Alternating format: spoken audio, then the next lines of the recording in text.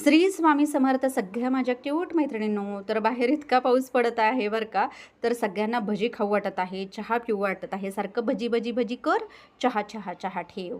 तर मी म्हटलं जास्त पित्त वाढण्यापेक्षा भजी खाऊन जरा वेगळी रेसिपी आज ट्राय करते आणि तुम्हाला सगळ्यांना देते. तर मी आज पास्ता बनवला होता बरं का. खूप छान टेस्टी झाला होता. चला म्हटलं तुमच्याबरोबर शेअर करावा. तुमच्याबरोबर असं होतं का मैत्रिणींनो, की पावसाळ्यामध्ये सगळ्या डाएट प्लॅन कुठल्या कुठे निघून जातो.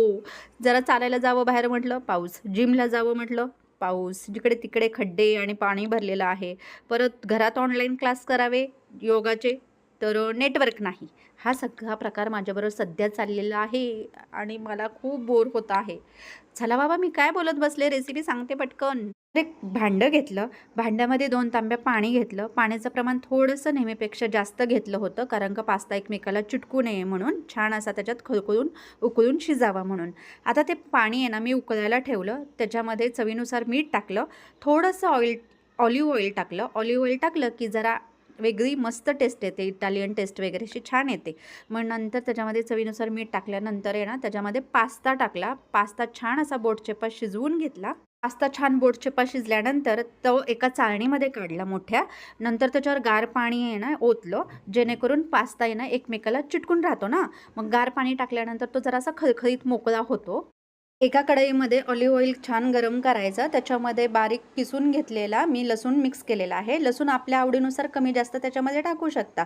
त्याच्यानंतर मी बारीक चिरलेला कांदा छान परतलेला आहे. थोडीशी सिमला मिरच, म्हणजे आमच्या इकडे ढब्बू मिरची म्हणतात, ती बारीक चिरलेली ढब्बू मिरची छान त्याच्यामध्ये शिजवून घेतलेली आहे.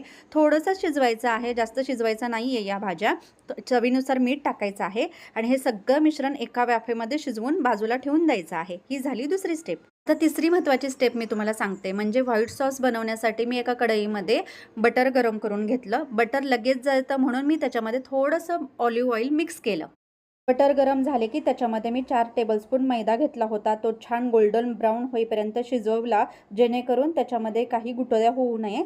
त्याच्यानंतर त्याच्यामध्ये मी 1 वाटी जे नॉर्मल टेम्परेचरचं दूध असतं ना, ते ओतलं व छान असं मिश्रण एकजीव करून एक वाफ काढून घेतली.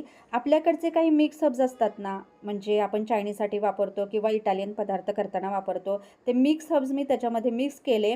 मिरपूड मिक्स केली, चवीनुसार मीठ आणि चिली फ्लेक्स मिक्स केले आणि एक वाफ काढून घेतली सगळ्या मिश्रणाची. आणि बघा, हा आपला टेस्टी पास्ता तयार झालेला आहे. तुम्ही नक्की ट्राय करा या पावसाळ्यात आणि मला नक्की कमेंट करा कसा झाला होता ते.